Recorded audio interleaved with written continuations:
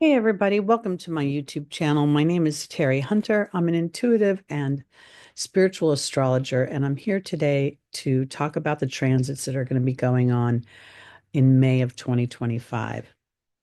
Normally, I do a specific video for each rising sign, and yet I'm walking through some very challenging Chiron transits right now, which are inhibiting me and preventing me from being able to move in that direction. So bear with me. I'm going to do one general video for everybody, and I'm going to do it in the Placidus house system. Normally, I do whole sign, but the more I work with these transits and these very powerful transits, I realize how important it is to know the degrees of the houses and the nuances that Placidus offers that whole sign homogenizes. So let's jump in. The month starts off with a very strong opposition between Mars and Pluto. Mars is finally out of Cancer and feeling much more happy in Leo. And yet at the same time, Pluto, as it stations to go retrograde on the third or the fourth, depending upon where you are in the world, this Pluto really rules the roost here.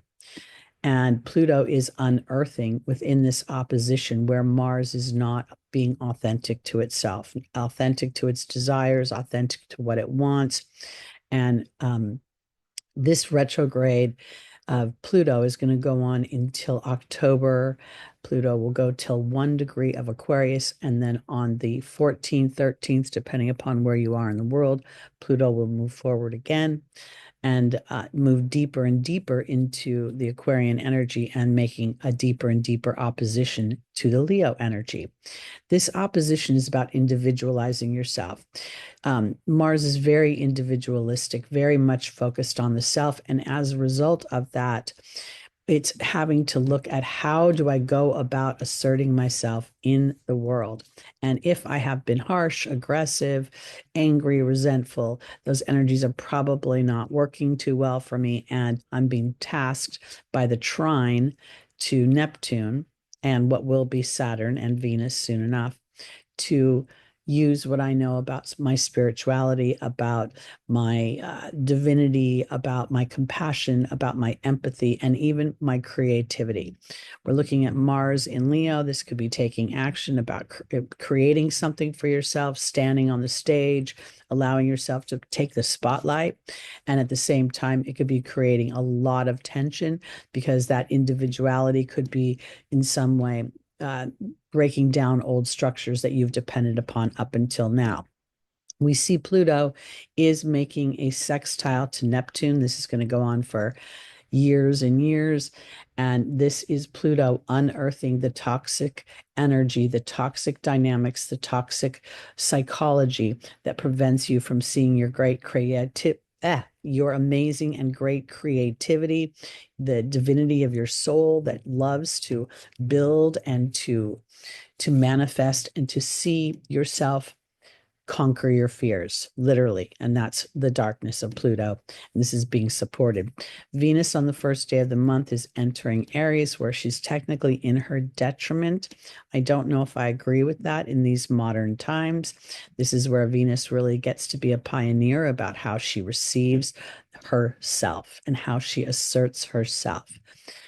We see that at the time of this of the beginning of the month, she's making a very loose trine to Mars, but that will grow as she moves forward. There's a T square that's growing between the nodes and Jupiter. And I think this is important because Jupiter is really, representing the expansion of my belief system within my everyday life. And that could be difficult to see sometimes, especially when we think about the idea that Jupiter co-rules Pisces. And so there's a part of Jupiter that transcends the earthly plane and is able to connect with the angelic realm you know, uh, with information and with concepts and philosophies that are out of this world. They come from the divine. But there's a square here between the nodes. So somewhere, practicality is taking over, faith is waning, and Saturn is probably having a lot to do with that as the month starts. Let's go on to, we go to the 4th, and we'll see an exact opposition between, not an exact opposition, that's not correct. I'm sorry. Let's go to the 5th. I'm trying to look at my notes. On the 5th, we see Mercury making a wonderful aspect to Jupiter here. And I think that this is important because Jupiter, again, is giving us an opportunity to take our, the small bits of information that we have and to build upon them. If we're willing to decipher and discern between what works for us and what doesn't, what information resonates with us at a deeper level. The sextile is at a challenging degree, 22 degrees, because it's tasking me to really come into alignment with what it is that I want for myself, because Chiron is conjunct Mercury. Mercury rules Gemini.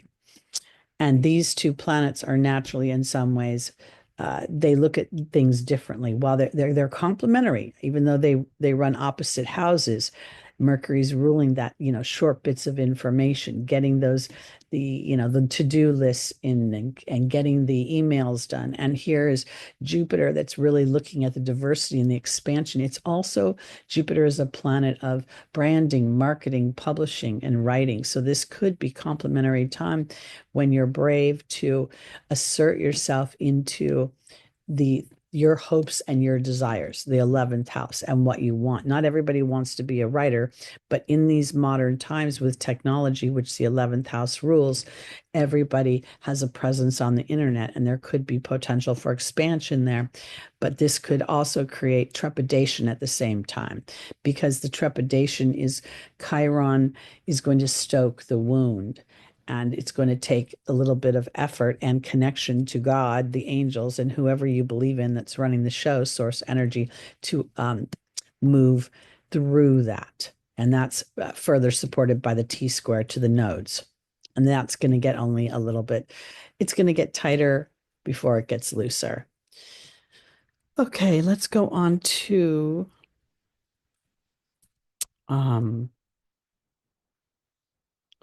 okay, and we see that Saturn has begun its very tight conjunction with Neptune. This could make you feel literally like the ground is eroding beneath your feet. Neptune is, pretty much on the world axis at that, the world axis being 0 degrees of Aries. This is a birthing of the self, but it's a new birthing because this erosion that we're feeling from Saturn and from Neptune is really about eroding the old version of the self and transcending the Piscean energy, how we view the self.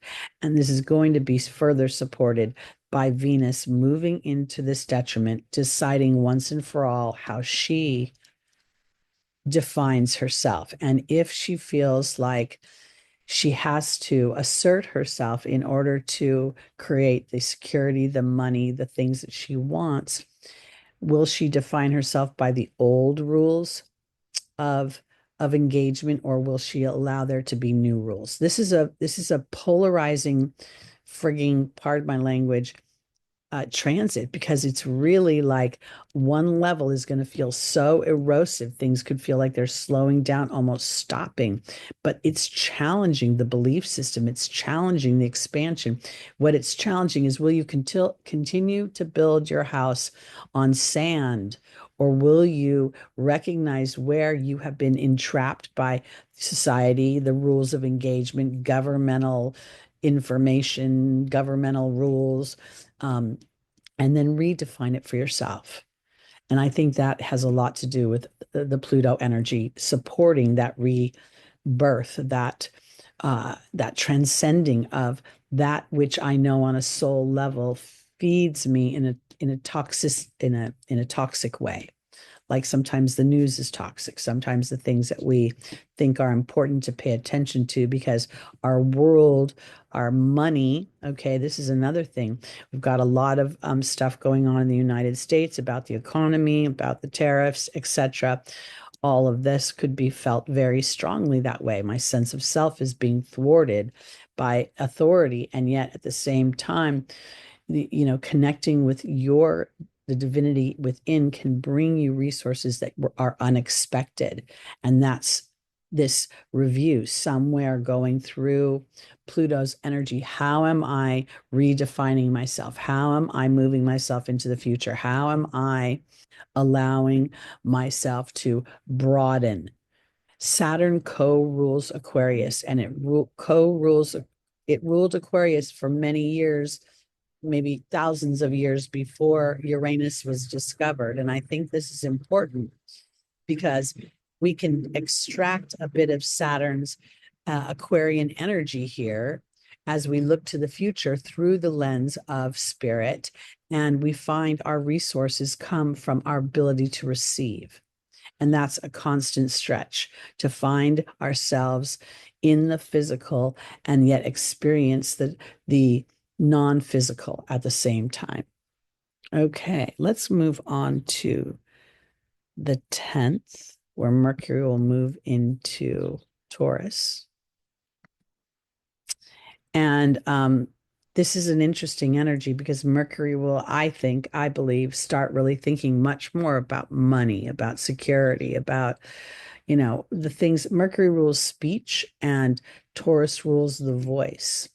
So I think, again, what we're going to see is that people becoming more and more aware of habits of thought, habits of speech, habits of action that are almost unconscious because they come from the imprint of our childhood. That's the Taurus energy.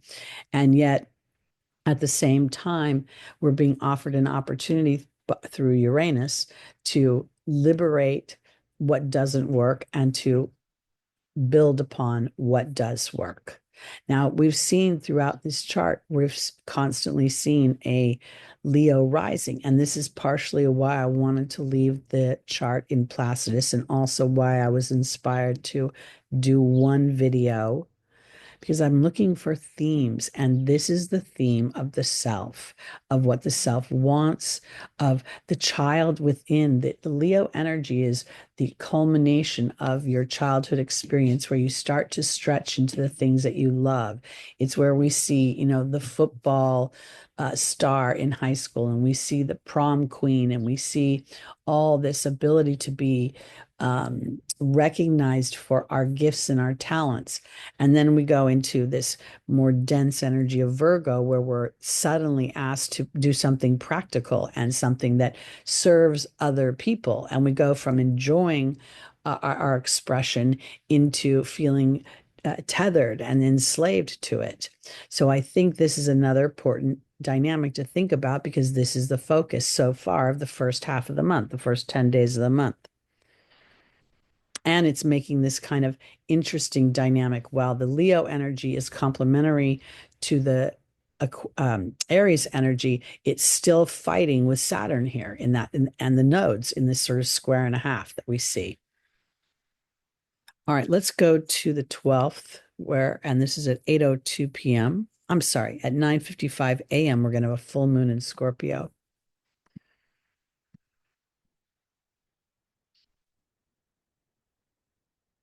This to me is very powerful because, Pluto rules Scorpio. And when we look at the sun and the moon in this opposition, we are really looking at this moon sort of demanding the fifth house. Okay, we finally moved. We've got the Cancer energy now. And this is the intuitive energy, the nurturing energy. It's also an energy where we can sort of want to avoid things sometimes. We can take care of other people, all the while being very aware of our own needs. And here at 22 degrees, this moon is digging deep, wanting to be truly, I guess this is how I want to put it. It's not just the person, it's the dynamic that feels like it wants to be illuminated. Having the conjunction, while it's a loose conjunction to Uranus, is telling me that whatever is holding us back from our deepest truth is begging through this full moon to be recognized, to be seen, so that a new chapter can start. And when we click on the moon here, we can see there are a ton of aspects going on here. We have this quincunx to Chiron and this quincunx to Jupiter. There's a yod that's happening towards the moon at the time of this full moon in Scorpio.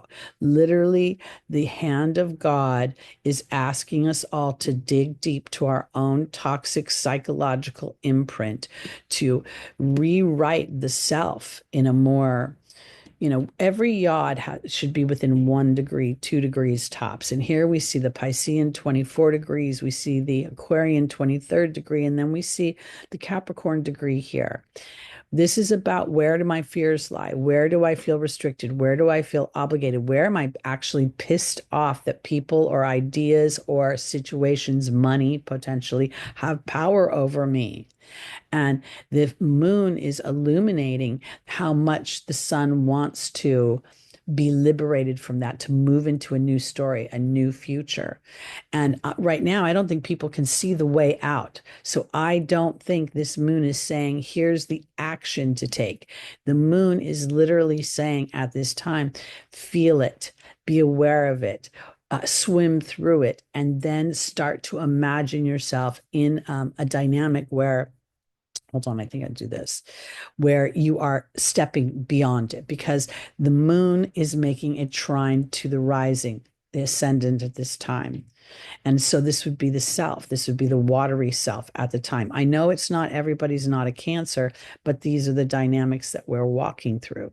So here you're supported on a intuitive and on a healing level when you take this moon and you look at all the dynamics it's offering where there's been restriction. So it could be a very challenging moon. It could be where you're feeling a little dark or a little brooding, or you're like, damn, it's happening again. What the heck's going on? Why do I feel like history's constantly repeating itself? It's like it's trying to trip me up. I don't know that it's trying to trip you up as much as it's a very much a time where Pluto, the outer planets, are making a big, like the music that they are playing in the background is like, we're not taking this old restrictive nonsense anymore, and they demand it. So here we see that Pluto's starting its trine again with Uranus, and it's being supported by, Neptune here. These three guys are the big story that all the other little planets are facilitating right now through the way that they're moving. Okay, I hope that made sense. Well, I didn't look at the aspects of the sun. We look at the sun. The sun is making beautiful aspects to the nodes.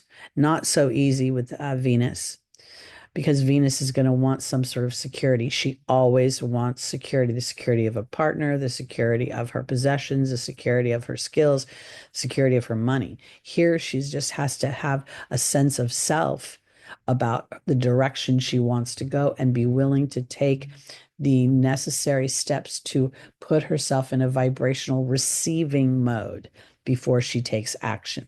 And that would be supported by the North Node, and it's also being supported by the South Node, because the South Node in this point is saying the process is not about walking on the earth and making things happen. The process is about taking your ego and trusting that when you say to spirit, I lay myself before you and wait for inspired action, Venus can stand the journey of insecurity. I hope that made sense. All right. So that's going to be kind of a big deal, I think. Okay, let's go to the 17th. I'm going to go back to noon.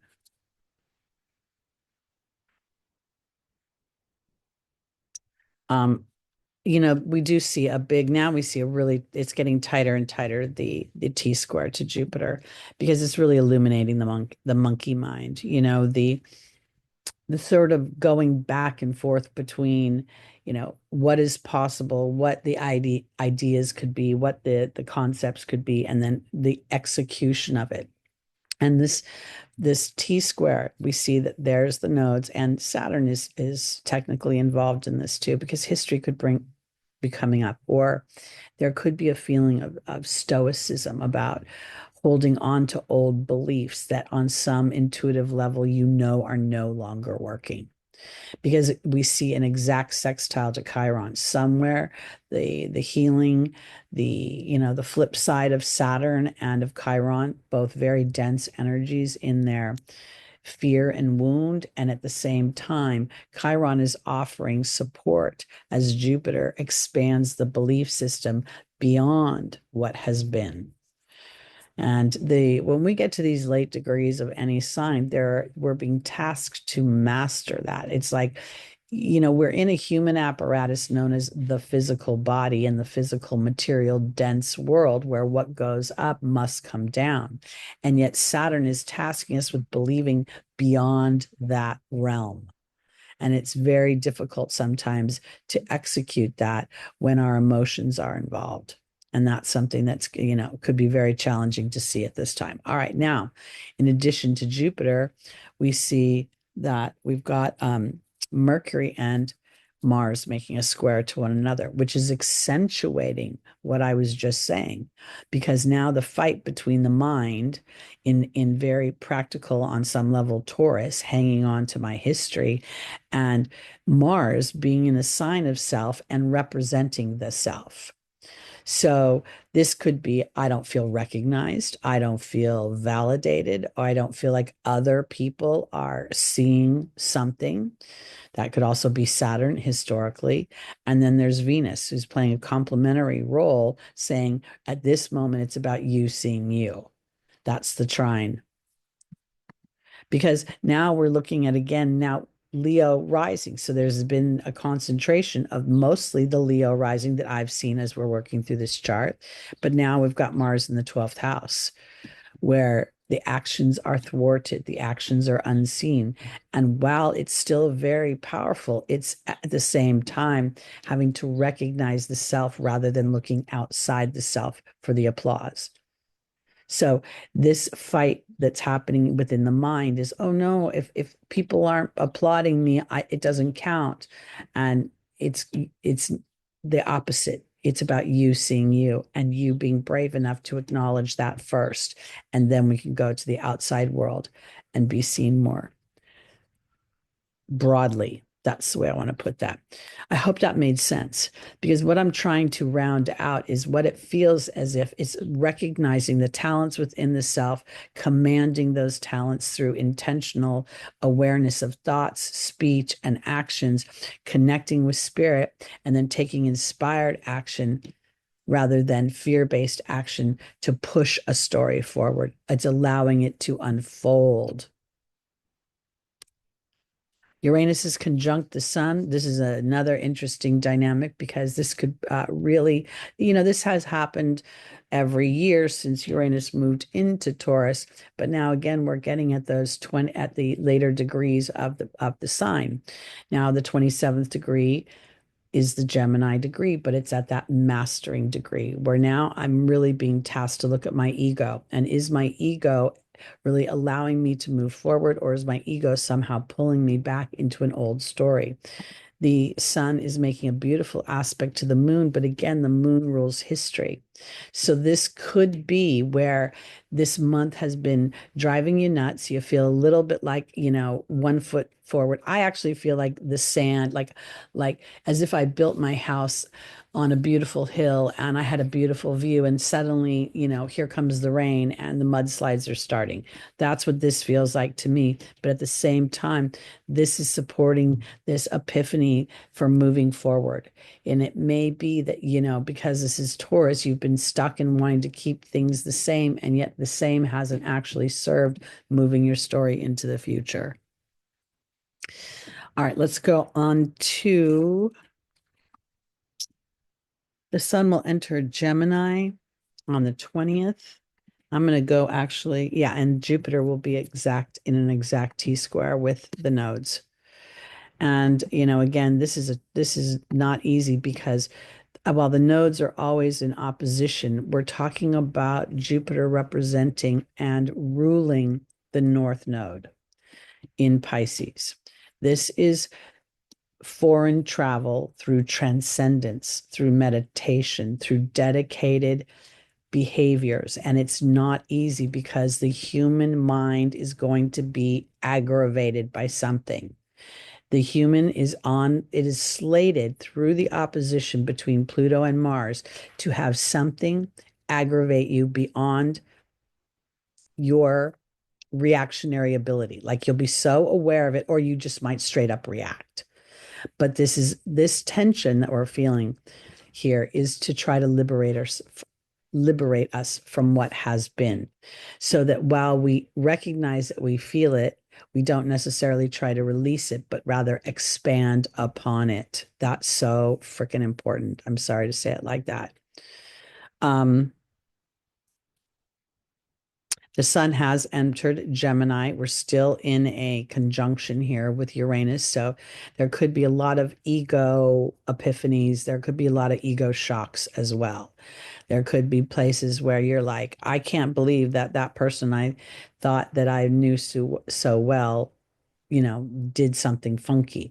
We're looking at the 10th house right now. And again, here we are, 20th of the month. And for the most part, we've been really concentrating on the self through this Leo energy, through this outer planet moving into, meaning Neptune moving into Aries, having Venus now, halfway through her journey through Aries, really looking at how am I pioneering and being brave to redefining myself from a spiritual aspect versus from how humans judge me and perceive me. Because true riches does not come from, money in the bank. True riches comes from your attitude and your emotional body and your happiness.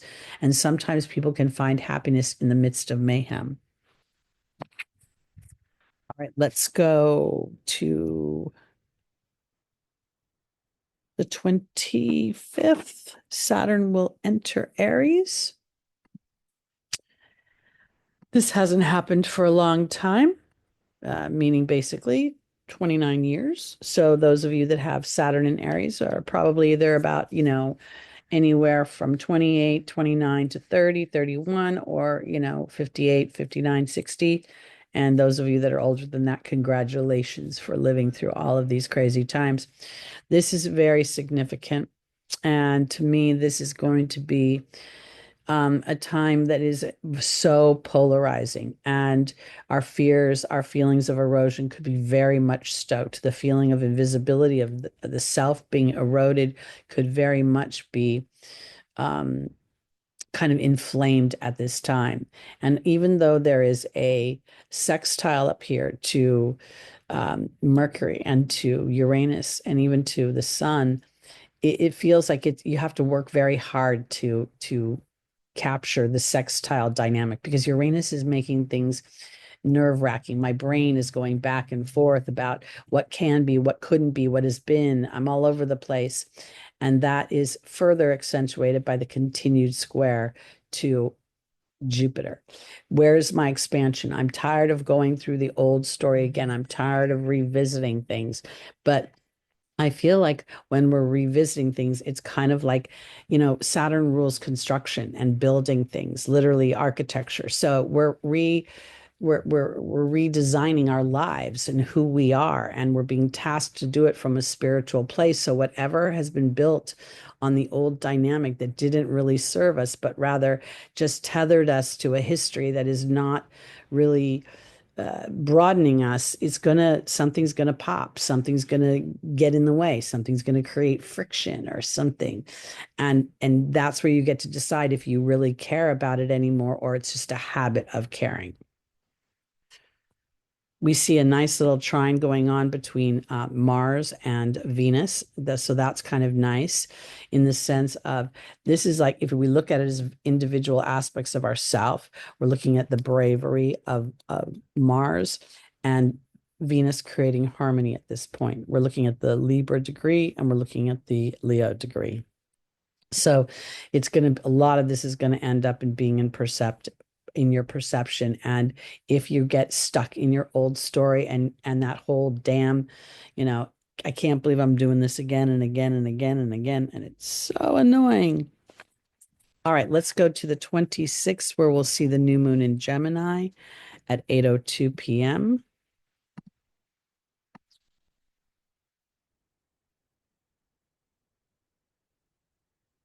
New moon is where the sun and the moon come together.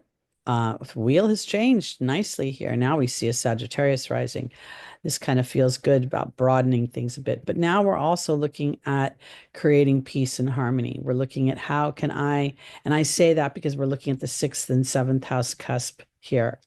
We're looking at the ruler of the new moon in orb of the new moon.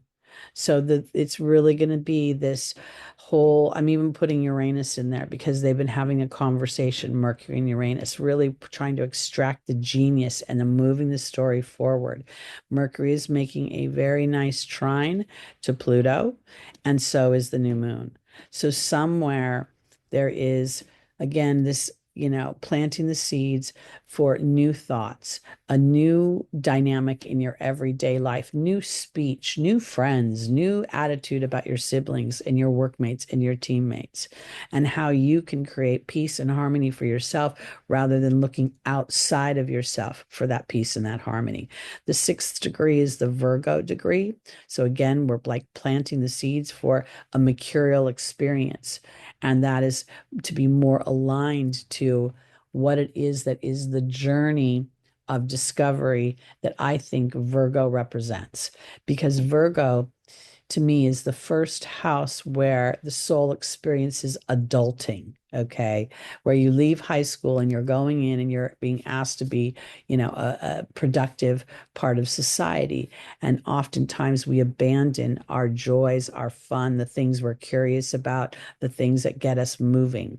And here we're planting the seeds for that all over again, to take those concepts of what we enjoy, what we love, what our superpower is. I just had a client say that to me the other day, and I thought it was brilliant because my client was throwing their superpower away and trying to do something practical in order to extract security and resources. And here I think it's just the opposite. Allow your superpower to be planted in the seeds of faith and then concentrate like nobody's business on it. Speak of it constantly and feel your life become liberated. And this is supported by this very strong Pluto in Aquarius.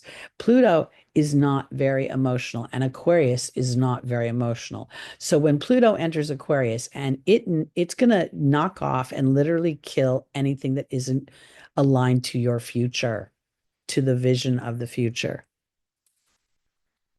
Pluto is rough, and then is so benevolent at the end because it really becomes like you can see through God's eyes. All right. Saturn, by the way, let's just bring up Saturn is now on the world axis. Okay. So again, this is a super strong degree for manifestation. This is when the soul first enters the physical and discovers the self, discovers the body, discovers the density of the human experience and the variety of emotions that the self and the ego require to feel validated and to feel purposeful and to feel heroic. So Saturn will enter Aries here in May, and then it will go all the way until August 31st. And then it's going to retrograde. No, it's not going to retrograde. It's going to be in Aries. It's going to I don't have the retrograde date down, but it will stay in Aries until August 31st. And then on September 1st, it will retrograde back into Pisces, staying in Pisces until February 2026. Then once it moves forward again and gets into Aries, it will stay in Aries until 2028. So there'll be a 2-year process of rebuilding the self. And while the conjunction between Neptune and Saturn will not stay for that whole 2 years, this beginning months and this year of 2025 and even into 2026 as they dance together, it's all about building the self from the spiritual point, literally having an awareness of your soul's intention and letting that be the driving force, the guiding light, the lighthouse, that your northern star. And that is going to take a lot of tenacity and a lot of endurance because the structures around us that we have traditionally depended upon will break down, will erode, and we will be tasked to depend on ourselves even more. But it won't be because we work hard. It'll be because we are aware of our thoughts, our things, and those things manifest. That's the biggest thing about Pluto moving into Aquarius is it's going to extract the genius thoughts that move the story forward for humanity. And it will not allow for any more of the victim thoughts. Or if there are victim energies, there will be a purpose to them that will serve the hero within you. Mercury has also, by the way, I should mention, has moved into its rulership. So this is nice here because Mercury is very strong in Gemini. All right. So Saturn and Neptune are going to be dancing together for quite some time. Let's go to Venus conjunct Chiron at the end of the month. Oh, this is going to be very challenging on some level because Venus is our self-worth, Chiron is our wound, and here they are in areas of the wound of self. And, oftentimes while we have a wound of self, we look at other people and we say, how do those people define me? And that becomes our wound. This is really because the blind side up here to the south node is that self-criticism, that enslavement, that, when Virgo is one of the most, I think personally as an astrologer, other focused. Of all the signs, it focuses most on other people because it's all about being of service to them, all about getting your job. Oh, if my employer doesn't like me, he'll fire me. And, if I don't do a good job, if I'm sick too much, I'll get, there's a lot of fear in this energy because if you're not good enough, you will be somehow exterminated. You know what happens to slaves when they don't do their job. So this is because this is the house of slavery. So there's a blind side here. You can't see old habits kicking in. It could be old victim energy. And I think it's important to walk through it because this is where the Mars over here is tasking us to be brave about how we view ourselves. And it's supporting this dynamic here. It's saying there's more under the hood. Don't give in to the perceptions of others. And that's not easy to do. I'm not going to lie. It's very, we're always wanting to please other people.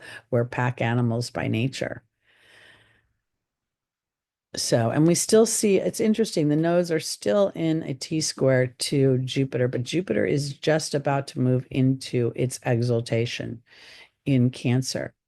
So I think here, as it's experiencing those last degrees, there is a tasking of like bringing the concepts of the future into everyday experience through my thoughts, through my nurturing of that energy. Meaning, like, some people do vision boards, some people write in a journal. And however you're projecting your future or you're designing your future, it is super important to be aware of whether you're doing it based on faith or hope because hope is outside of yourself and it's like it's hoping something's going to show up. Faith is saying I'm a co-creator. I can bring this into my experience. The other thing that's interesting is Jupiter is actually in an opposition to the galactic center.